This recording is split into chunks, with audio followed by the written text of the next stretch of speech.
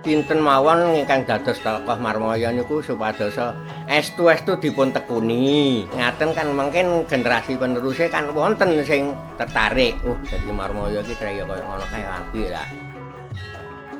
Ada kepuasan tersendiri bagi saya ketika saya bisa menghibur masyarakat, saya bisa menari di depan masyarakat, itu suatu hal yang sangat menyenangkan. Kalau kita mencari regenerasi terutama yang sulit, karena di dalam Rengganis berbeda dengan janger, beda dengan ketoprak kan. Nah, anak-anak muda itu kemungkinan nggak telaten, kayak ngikuti wayang orang itu nggak telaten.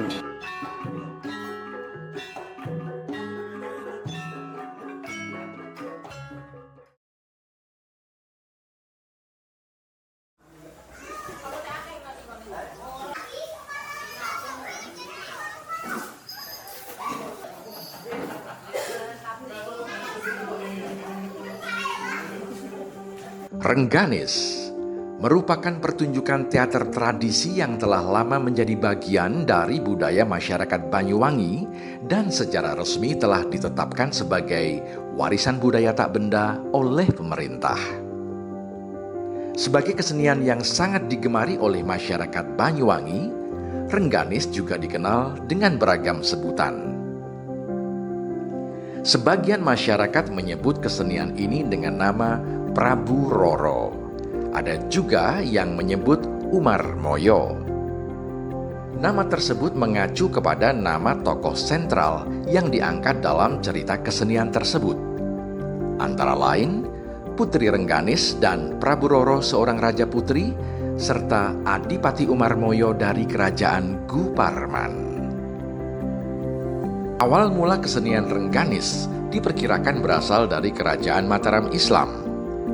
Pertunjukan ini merupakan bentuk akulturasi dan kolaborasi dari gabungan beberapa jenis kesenian teater tradisi lain seperti wayang orang, ketoprak, ludruk, janger atau damar bulan, ande-ande lumut, gandrung, dan lainnya. Cerita yang diangkat dalam kesenian Rengganis diambil dari buku Serat Menak. Tokoh-tokoh yang populer dalam kesenian Rengganis adalah Jemblung, Abdi Umar Moyo, Lamdaur atau kalau dalam pewayangan mirip Berkutoro dengan kuku panjangnya, Pati Tejo Matal, Jayeng Rono, Raja Guparman. Jika melihat cerita yang dibawakan, kesenian Rengganis ini bersumber pada Serat Menak. Serat Menak merupakan hasil transformasi dari sastra Melayu Hikayat Amir Hamzah, di mana Hikayat Amir Hamzah pun berasal dari sebuah wiracarita Persia berjudul Kisah Il-Emir Hamzah, yaitu sebuah epos yang mengisahkan kepahlawanan tokoh Amir Hamzah. Kondisi Rengganis sekarang ini perlu diketahui bahwa di Banyuwangi sampai saat ini hanya ada 3 sanggar yang bisa melaksanakan kesenian Rengganis ini. Dan dari masyarakat juga masih rendah ya untuk minat untuk bisa menonton kesenian ini, dan tentunya kita harus berupaya dari pemerintah kabupaten ini bagaimana Rengganis ini bisa kembali tumbuh ya, bagaimana sanggar-sanggar yang memiliki kesenian Rengganis ini akan berkembang, dan juga bagaimana kita meningkatkan minat masyarakat ini untuk bisa menonton Rengganis juga meningkat ya, karena ini kesenian langka, kesenian unik yang perlu kita kembangkan sehingga ke depan Rengganis ini bisa lebih berkembang dan diminati oleh masyarakat. Di dalam cerita itu, tokoh Amir Hamzah digambarkan sebagai pahlawan yang hebat dan gagah berani, seorang tokoh penyebar agama yang dibawa Nabi Ibrahim alaihissalam.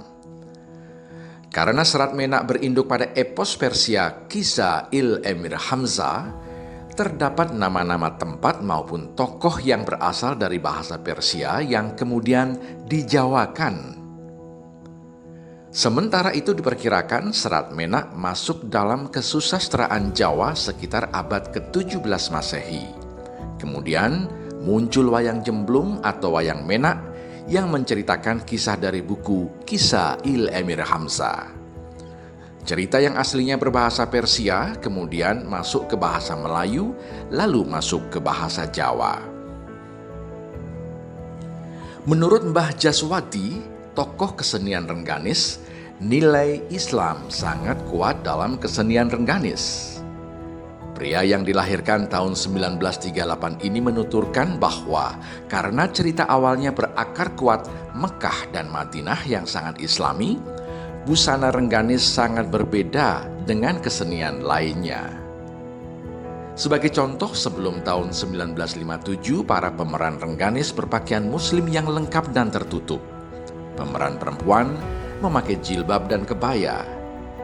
Namun karena seiring berjalannya waktu, pakaian kesenian Rengganis mulai mirip dengan seni wayang orang.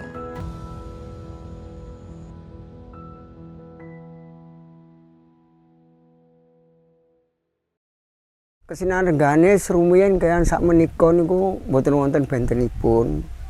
Namung kangge naluri tiyang sepah rumiyin nek Rengganis niku karena negarinipun niku saking pusar bumi niku wewengkon Mekah Madinah. Bari kedah busana harus pakai baju muslim. Umpami peran saking kerajaan Guparman umpaminipun nggih niku harus pakai baju semua, ndak boleh pakai baju. Artinipun ngligo mboten pareng, harus pakai baju. Sesuai kalian aturan tiang sepuh rumiyin kan Islami. Jadi Islami harus pakai jilbab, putrinya harus pakai kebaya nggih. Niku sing mulai tahun 57 ngantos sak mangkene kadang-kadang dirubah. Dipun rubah karena kebanyakan sekarang ini pemain wayang orang yang ikut Rengganis, jadi sesuaikan kalau wayang orang. Terusipun salah ning kaprah. Tapi jauh nggih bener, cuma kangge Islami kurang bener nih. Sebagai sarana dakwah, drama tari Rengganis amatlah cocok, sehingga cerita yang muncul hanyalah seputar penaklukan Raja Seberang atau Sabrang yang dianggap kafir untuk kemudian diislamkan. Kaitannya dengan hal keislaman, peran tokoh Umarmoyo sangat dominan karena dianggap sebagai tokoh sentral yang dipercaya untuk menjalankan dakwah. Salah satu pemeran Umarmoyo senior kesenian Rengganis adalah Nasib. Nasib telah berkesenian sejak tahun 1965 sebagai pemain jaranan. Keranten nalika semanten kula niku hobi teng keseni, saderenge teng Prabu Rara Rengganis niku kula teng jaranan.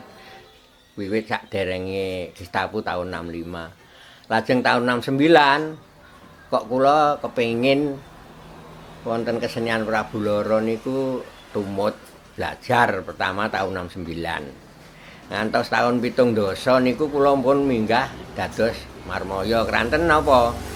Kula kepengin tumut Prabu Rara dados Marmoyo niku kula hobi kalih Kresna. Mergi Kresna niku pengayomane tiyang Pandhawa mboten benten kalih Marmoyo niku dados pengayomane tiyang Kuparman. Dadi mboten enten bentene kagem kula. Menurut Nasib, saat ini sulit bagi kesenian Rengganis untuk bersaing di tengah masyarakat karena kenyataannya masyarakat Banyuwangi lebih meminati kesenian jaranan dan janger. Mengingat kembali masa kejayaannya sebagai pemeran Umarmoyo, Nasib selalu bangga karena penonton seakan tidak mau pulang meninggalkan panggung jika dia belum menari.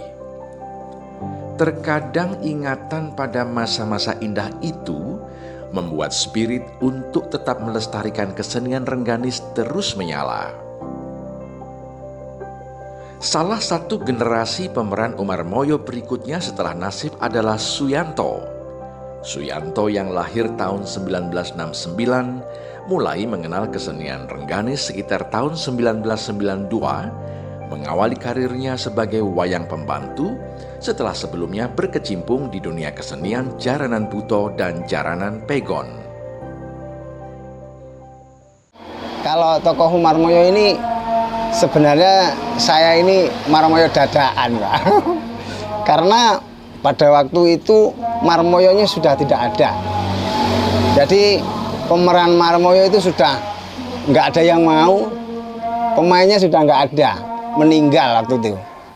Terus Rengganis main sama teman-teman, sama sutradara, saya yang ditunjuk jadi Marmoyo, Pak. Pengrajin kostum ini sebenarnya sudah lama sekali ya. Waktu itu 97 ibunya, ya 97 ibunya. Terus lama-lama kan akhirnya pakaian jaranan buto ini berkembang dijahit enggak pakai munte. Kalau dulu kan semua pakainya seperti ini, Pak. Kerongan ini. Munte semua. Pakai jahitan semua, sum-suman jahitan tangan itu, Pak. Sebenarnya kalau dihitung-hitung, Pak, enakan jadi pengrajin, Pak. Pengrajin ya alhamdulillah lebih banyak. Kalau cuma tanggapan tuh hasilnya berapa toh, Pak? Permain itu kalau sehari-harinya mungkin paling banyak-banyak 120, 100 itu. Salah satu sanggar yang masih tetap berusaha untuk melestarikan kesenian Rengganis ini adalah Sanggar Tari Gandrung Arum di Dusun Teremblang, Desa Celuring, Kecamatan Celuring, Kabupaten Banyuwangi, Provinsi Jawa Timur. Menurut Suko Prayitno, pimpinan Sanggar Tari Gandrung Arum, regenerasi pemain di kesenian Rengganis agak sulit. Karena generasi muda sekarang kurang telaten membawakan tokoh-tokoh cerita Rengganis karena kekhususan karakter setiap tokohnya.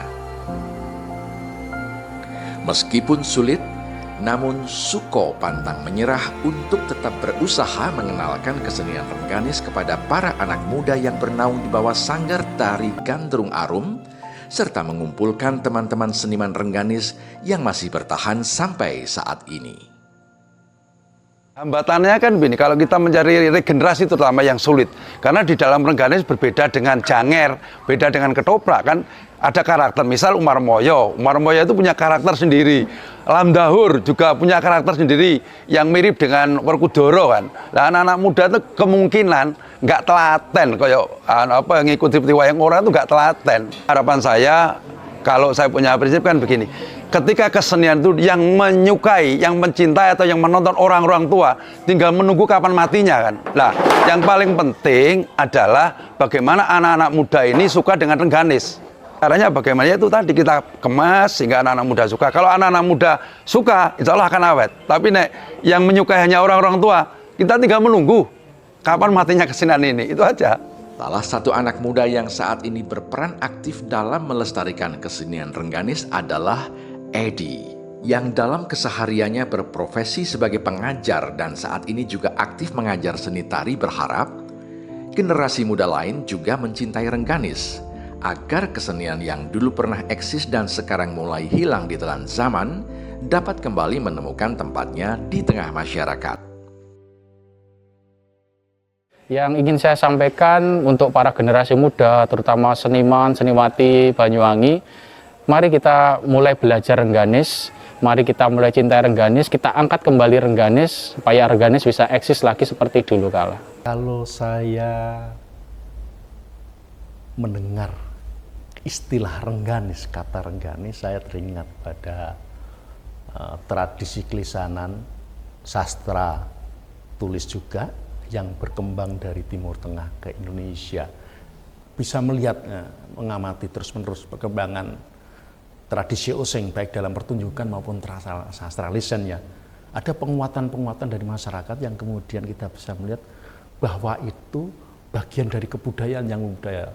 Sehingga kemudian mereka selalu menganggap nilai-nilai dalam Rengganis, kemudian nilai-nilai dalam tradisi lisan itu menjadi bagian penting di dalam pemecahan hidup. Ada nilai universal yang kemudian selalu bisa diadaptasi ke dalam kebudayaan lokal. Dan itu kemudian bersama-sama mencerahi kehidupan masyarakat. Bersama-sama mencerahi kehidupan masyarakat itu menjadi sangat penting sebenarnya. Seniman-seniman Rengganis seperti Mbah Jaswadi, Nasib dan Suyanto berharap kesenian Rengganis tetap dapat dilestarikan. Siapapun yang berkecimpung dalam kesenian Rengganis ini benar-benar menekuni serius atas jalan yang dipilih. Begitu pula dengan peran pemerintah.